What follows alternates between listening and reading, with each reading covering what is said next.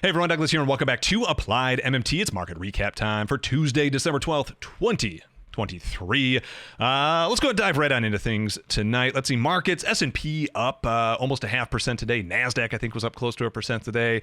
Markets just continue to fly higher, right in lockstep with where we thought things would be at this juncture. I think everything I said in the last market recap video that I posted last week still pertains, including the main inflection point that I think we're going to see here soon in December. If you haven't watched that, check that video out. But listen, you can call me Palpatine at this point because everything is proceeding exactly as I have foreseen.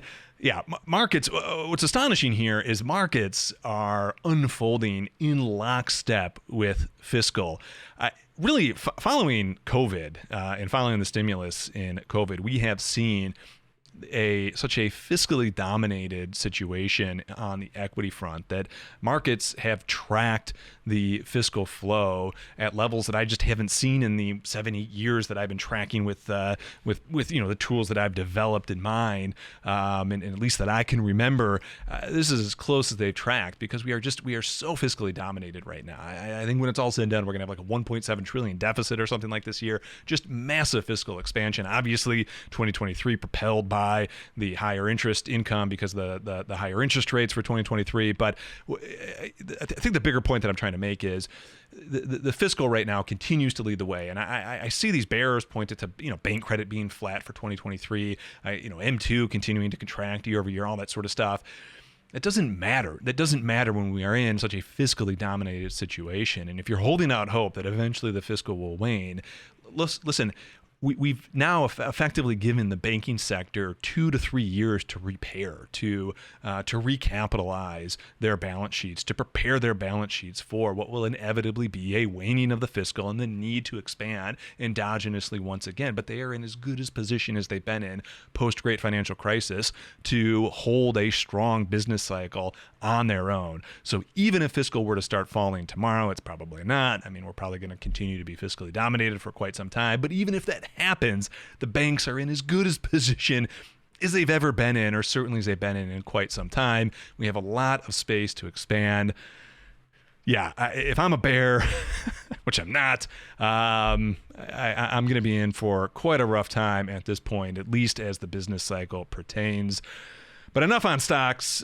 Listen, you guys came here probably because of the thumbnail and the title being clickbaity enough to find out what's going on with inflation, what's going on with the Fed, what to look for at tomorrow's FOMC rate decision. So we're going to go ahead and get on into that. Let's start out with CPI. CPI coming in pretty steady today. Markets obviously responding nice enough. Nothing really major happening on the CPI front. So following the big collapse in the first half of 2023 and really starting at the end of 2022 into 2023, we've now seen a couple months here of pretty steady CPI. And I got to admit, I am certainly from an MMT perspective, if you're going to raise interest rates, you're going to add additional interest income to the private sector, and you're going to tilt higher the term structure of prices, so the future cost of doing business is more expensive. That is my kind of base case for analysis when you combine MMT with Fed rate decisions and that sort of thing. So to a certain extent, I've expected inflation to start to tick higher. I'm a little surprised we haven't seen acceleration, but I at this point, but I think there's going to be a growing case that 2024 will likely start to bring that second wave of inflation. In fact, if we look at the inflation print today as it played out even in the last 4 prints that we've had for the last 4 months, we've started to see a better than expected or a higher than expected inflation print. And I believe 3 out of the last 4 months going back to the September print has been better than expected. So we're starting to see just a little bit of a surprise to the upside. Certainly no major acceleration at this point, but a surprise to the upside. And on Twitter today, I pointed out that a few of the things that were really propelling inflation heading into 2020 and 2021 collapsed in 2022 and ultimately into 2023. We're starting to see that once again kind of whipsaw into the other direction. So listen, in 2020 and 2021, so the immediate aftermath of post-COVID, we saw a huge stimulus, a one-time repricing, massive stimulus. No doubt that contributed to what would be kind of the inflationary wave that we saw in 2021 as we headed into mid-2022. We also saw at that exact same time major supply chain issues that just got added fuel to that fire when the Russian war broke out, or the Russian invasion of Ukraine broke out, adding to that the knock-on effect of the oil spike. A lot of contributing factors. CPI takes off. By mid-2022, all of those things start to unravel. What I have on the screen right now is the New York Fed Global Supply Chain Pressure Index, change in that year, or actually that's not the change in year over year. It might be a change in year over year, overlaid with the CPI rate. Either way, you can see the strong correlation there. And it's pretty clear to just kind of the eye test too that the supply chain pressure leads inflation, and so you see inflation falling as supply chain issues get figured out. Obviously, oil eventually collapsed. 2022, we saw a major contraction on the fiscal front.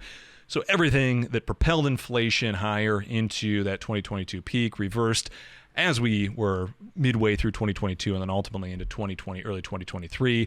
That all reversed, but now once again in this just massive bullwhip effect that we continue to see post-COVID on almost every metric that we follow, we're starting to see the reversion to the mean one more time and the strong acceleration reoccur in supply chain pressure, far from where we were at levels post-COVID, but we're starting to see again all of these factors that help suppress CPI turn back. That includes the fiscal, with the one outlier being oil, and that's going to be my wild card. We'll talk about that on at the end of this video in just a second, but that is the one thing that remains a bit of a headwind to inflation, and why ultimately I think that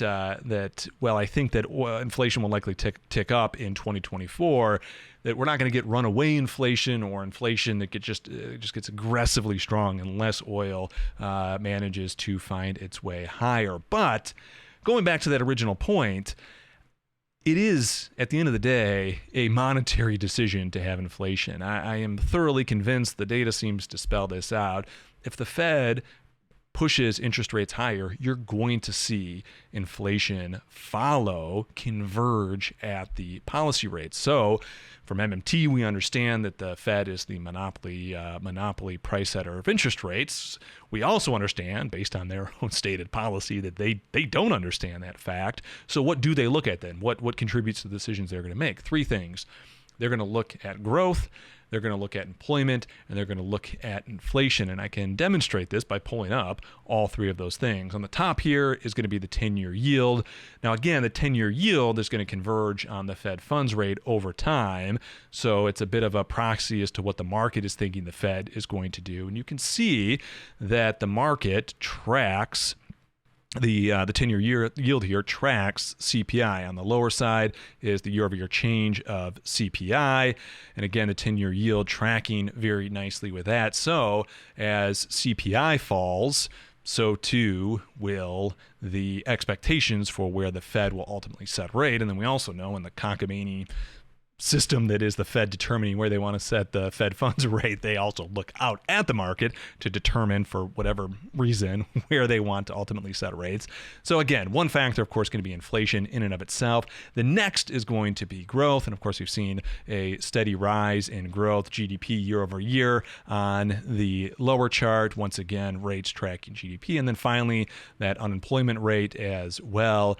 I've inverted the unemployment rate on the bottom pane here. And again, you can see that definitely in the kind of post financialization of the U.S. economy, that'd be kind of 1980 and afterwards, you've seen a strong correlation between the Fed lowering rates during high unemployment times and then dropping rates during raising rates during strong employment cycles. What does this mean? What it means is I'm not sold that the Fed might start cutting in 2024 because we're likely going to continue to see strong growth. I don't see the employment situation getting terribly worse anytime soon. And if the Fed hiking rates contributes to inflation, and if we start seeing inflation get a little bit better than expected, and we see the contributing factors to the Fed it would make them believe that inflation isn't cooling, they're going to want to hike rates. That is still their stated policy. And so I think rates go up. Again, the main wild card is if oil stays low here and keeps below $70 a barrel and doesn't start pushing up to the $100 a barrel where we saw just a few months ago, that it can remain relatively tame, but probably not enough for the Fed to cut. And if we pull up the CME Fed Watch tool and you go over to the historical data, and I'm just highlighting here March 2024 for the Fed decision that's going to take place in March 2024 to kind of highlight and drive home this point. I think I looked at this last time during the last update and showed that that we were already starting to price in a March rate cut, and all of a sudden that is reversing course, and that all took place when the employment data came out last week, and now all of a sudden the March print is not anticipating a cut at this juncture. It's anticipating staying the same. Now for tomorrow, and again, we're about 19 hours away from that decision for tomorrow. Right now, the CME Fed Watch tool is saying that that rates will stay unchanged. But like I said, if you jump over, to the March print, just a week ago before the employment data came out, the odds were tilted towards a rate cut. And like I just said, that is now resetting back to expectations that the Fed isn't going to cut. And if we start to see the contributing factors to the Fed's decision on what they're going to do with rates continue to show a stronger economy, a potentially higher inflation economy, an economy that continues to grow with strong employment, the Fed will want to hike interest rates. And again, that adds to the additional interest income that we saw through 2023 and will continue that process forward into 2024. So listen, I'm starting to warm up to the idea, not warm up. I mean, I think it makes complete sense that we're not quite done yet with the rate hike cycle until the Fed comes out and says, yeah, hey, we've got it wrong here. We're just going to stay at this 5.25% and be good with that.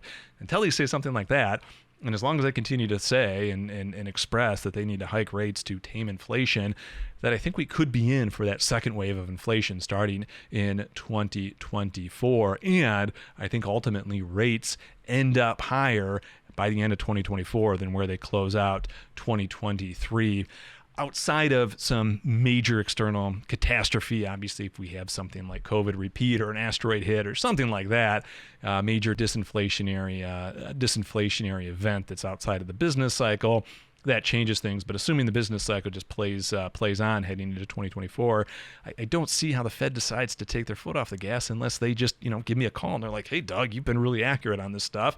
What do we got wrong? And I explained it to them at that point. Short of that, or short of them calling up like Warren Mosler, this ain't going to change. And I really think at the end of the day, like I said, as I'm making this video closing out 2024 next year, I think we'll wrap up and say, yeah, the Fed ultimately stuck with the plan, hiked rates, and rates will be higher than where they are right now, with the wild card that oil could change that. Oil could allow inflation to stay steady. So we're wrapping up 2024 right now. My conclusion, or my not conclusion, my guess for 2024 is, one, we're going to see inflation ultimately end up higher than where it's at as we close out 2023, and the Fed will have rates set higher than where they are right now by the time we finish 2024 a year from now.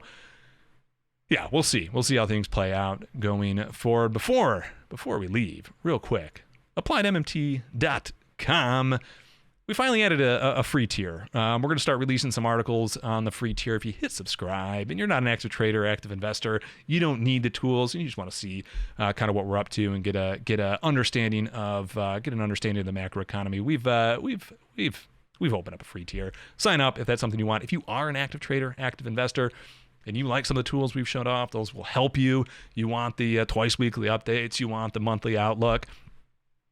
By all means, sign up for the Applied MMT Pro. And I got to tell you, later this week, by popular demand, I'm going to be adding the heat map to that set of tools. I'm putting the finishing touches on this right now to get it into the system on the dashboard to update. So we're going to continue to grow the tools over there, and we've got some fun stuff coming in the not too distant future, along with the tools that are already available, like deep MMT, like the daily treasury statement data, like the monthly treasury statement data, all that good stuff, all over there at appliedmmt.com. But that is what I have for tonight's update. So until next time, everyone, good trading, and we'll talk to you then. Bye-bye.